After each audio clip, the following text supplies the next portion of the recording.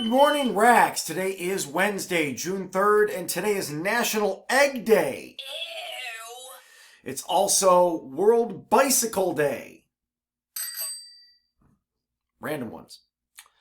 You notice on Wednesday of our Cultivative Compassion Counselors Connect series, say that 4 times fast, it says, let another person know that you understand what they are going through.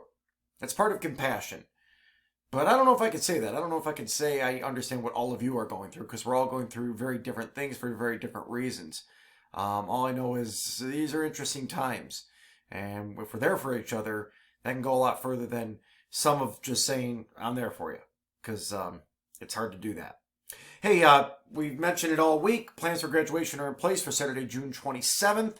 So look into that information a little bit later in the day, and it might be right at Rax. Don't forget to sign up for times to go and pick up things from school. I might be going over today to get mine.